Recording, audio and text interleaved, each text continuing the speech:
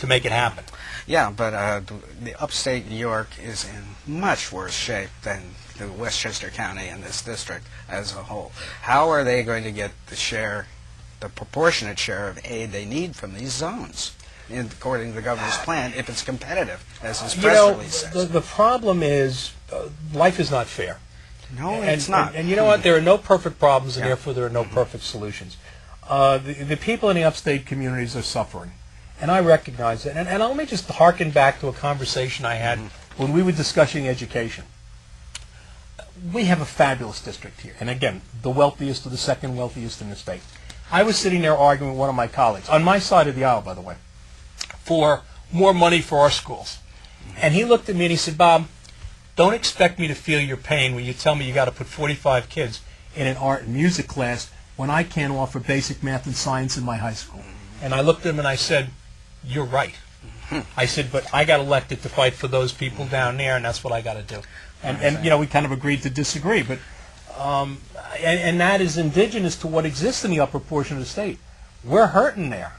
And you know, while I must look out for my own district first, which is what I do, and I'm not embarrassed, I'm proud of doing that, I also have to recognize that I have a responsibility that's larger than that to the remainder of the state to make intelligent, you know, well thought out decisions for them as well. I see. So basically it's going to be a free-for-all for this money.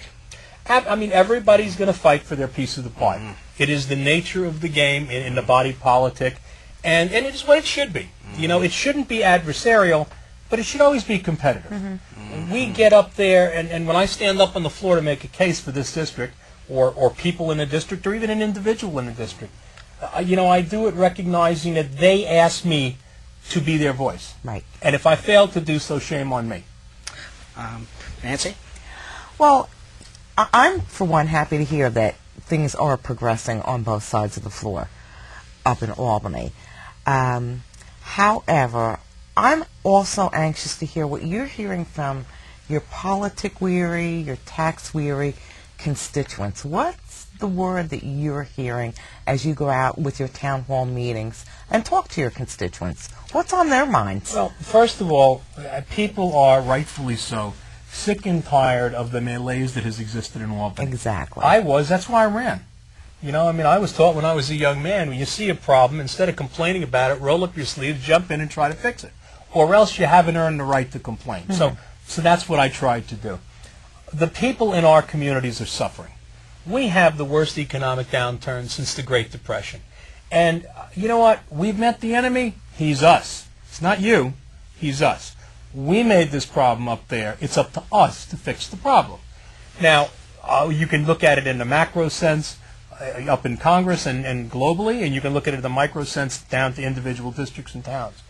But either way, the problems we created up there can only be reversed up there, and that's our responsibility to do so. And if not, we should be voted out of office. Speaking of another problem, the debt default brouhaha down in Washington, which has been occupying the news.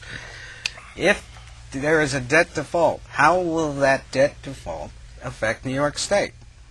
And more importantly, Westchester County. And Westchester. Well, I think let's take it from the macro to the micro.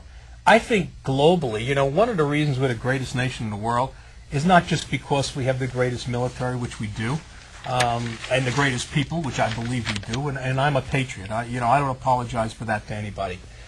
But it's also because we have the strongest economy in the world. If we default, the ripples will be felt throughout the entire world, and it will hurt the global economy tremendously. Now, as you bring, Wall Street to Main Street, when you look at all the things from the stock market to individual businesses to jurisdictions, and then to the White Plains, the Harrisons, the Pound Ridge, the Lewisboro, Mount Kisco's of the world, what we're going to start to see is this loss of business and loss of revenue and loss of viability. We need to breathe life into this economy. And I would say to you that what doesn't help is if the current administration continues to talk gloom and doom. I think people need to dig their heels in and play nice in the sandbox of government. And I say that for both Republicans and Democrats unilaterally. People expect us to do what we would do reasonably in our own home. You can't do everything. You make a compromise. You decide on the priorities. You get to work. You fix the problem. When the roof is leaking, you fix it. If you wanted to buy a new BMW and you got to fix the roof, guess what? Those of us who are grown-ups and reasonable fix the roof. So you cut the fat. Yeah, Exactly. So is the state preparing for a possible default? What are they doing? At this juncture, I don't see a plan in place. And I think that the general consensus, and this could be very dangerous, is to say, They'll fix we it. can't believe that that's stupid. Yes. That this won't be fixed. And at the 11th hour, they won't say, okay, guys, look, time out. We got to come together on this, and there will be some compromise. Look, there's valid, as always in any argument, there's valid points to be made by either side. But the American public doesn't care about the argument. The American public wants to see results. They elect us to get results. Now, we don't exist in a vacuum. I, as one legislator, don't suffer from any illusions. I can't change the world, but I can make little incremental good steps in the right direction. That's my job. That's what I try to do. Hopefully I'll be successful. But there is no plan in place right now to deal with the default. Well, That's a little scary. Well, one would think so, since they've had about a month, 2 to 3 months off, and this has been going on for 3 months. I mean, none that I know of, Yeah. let me say. The governor doesn't call me and check with me on what he does. You were the only person who knew anything about the 2% property tax cap law after it passed. Sure. And speaking of that, do you have more of a feel now how the property tax cap will work on the local level for school districts and cities? It's not the panacea that I mentioned that we all knew it wasn't going to be, but it's also not the onerous thing that we thought. If you take a town board like my town up in Lewisboro, it's a 5-man board. A supermajority is 3 out of 5. Well, it takes 3 out of 5 to pass anything. So that board, with a vote of 3 out of 5, can override the cap if they have an exigent circumstance. In the school districts, it's a little bit more onerous. You need a supermajority of 60% of the voters who turn out to vote on the school budget. Now, unlike the past, you can't just go by default to a contingency budget. Now, you go back and either you re-vote it and you re-vote something in, or you are stuck with last year's budget. And that can be problematic. Now, one of the big problems I had with the cap, and by the way, I supported it. I was in favor of it before I even got elected. I still am in favor of it. I see it holding government and school districts' feet to the fire and making them be more responsible. But one of the things I said, and everybody else has agreed with, is unless you have real mandate relief, both short-term and long-term, the cap can be more of a boondoggle than a blessing. And right now, we only have $127 million in mandate relief. We need hundreds of million more in mandate relief, and that is what the governor's new program for mandate relief is doing. And by the way, let me just add one thing about that, because unlike the rhetoric, he had a mandate relief task force. Basically, they're good people, they're knowledgeable, they bring in all the stakeholders, but all they can do is make recommendations. They have no teeth. The governor, in part of the omnibus bill that we passed before we left, put in a mandate relief council. These are individuals who are appointed and the governor chose to subordinate himself to this. When those individuals issue a recommendation on mandate relief, he must act within 60 days on the recommendation. Correct. So now it's not hey, thanks for your report, guys. You did a great job. Have a nice day. Now I got 60 days to fix what they just identified as a problem. And I think that will be a real difference when it comes to us substantively. Coming away from the tax mandate caps, let's talk a little bit about gay marriage. We have our first spate of marriages coming around this Sunday. Your thoughts on the passage of the bill? Well, I will tell you, I voted against the bill. Correct. I do know. And, I think it's important for people to understand that. A lot of people in the gay, lesbian, bisexual, transgender community felt that, there's a civil right, that's associated with this. I did not see it as a civil right issue, I might add. There was no constitutional protections as far as marriage is concerned. On the other hand, what people didn't realize, and I got to tell you something, I agonized over that vote more than anything else. Yeah, I had a feeling you would. Because I really wanted to make sure, when I searched my soul, that Bob Castelli, just me in the darkness with my own thoughts, did not do something that was prejudicial to a group of people in a particular lifestyle. Okay? having said that to you, and it's important for people to realize this, when the Assembly voted on that bill, there were no protections for religious institutions. Now, the First Amendment does have a constitutional protection for freedom of religion. The way the bill came to me, to those of us in the Assembly who voted on it, basically was there were no protections.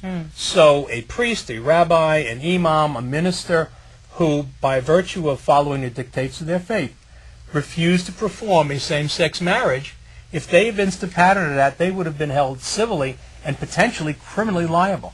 I was not going to abrogate the protections of the Constitution to people who had another way of religiously. So when you say, okay, marriage isn't a religious issue, well, yes and no. I'm not making a decision based upon my faith and my religion. That I am required by all of the people who I serve to step away from. But when I look at the protection of other people's religious rights, along with the idea of people, in the gay, lesbian, bisexual, transgender community, to have the same protections, I had to cast a vote that I felt was fair. That was the vote I thought that was fair. I think the other thing that should be mentioned, because it was never mentioned in any article, and I've been interviewed about this more than anything else, okay? The other 1,600 votes I cast, no one seems to care about, even saving the state. But, the sponsor of that bill, Danny O'Donnell, who's my next-door neighbor in a legislative office building and a friend, before that bill ever came to the floor, I said, Danny, I said, I understand where this goes. He and I had substantive discussions about it. And I said, these are the reasons why I'm not going to be able to vote for this bill. And I said, but I'll tell you what I'll do. If your bill fails, I said, I will help you write a bill on civil union, addressing every one of the 1,000+ issues that you say are potential areas of discrimination in the gay and lesbian community. And I said, and I'll co-sponsor it with you. Okay. And he said, you know what, fair enough. We shook hands and we moved on. Now, nobody knows that because it was a private conversation. And you'll be working on that. Yeah, Sure. But I mean, historically, it was a position I always believed in, that we should not discriminate against gays and lesbians in the community. Okay. But the marriage bill took it into another realm. Okay, Mr. Castelli, we have 50 seconds. Is there anything you'd like to say to the people of the 89th Assembly District and the world? Yeah, well, there's a couple of things I'd like to say. Number one, it's a tremendous honor to serve, and I thank you for giving me the opportunity. Also, more importantly, one of the great things about being an elected official is you get to honor people who are deserving. In the last year, you did your 500th show, and you have your 10th year anniversary. So, for myself and the remainder of the New York State Assembly, we would like to present you with a proclamation for exciting. you, Pete Katz, Jim Benerofe, Ala Philippides, for the outstanding work that you have done.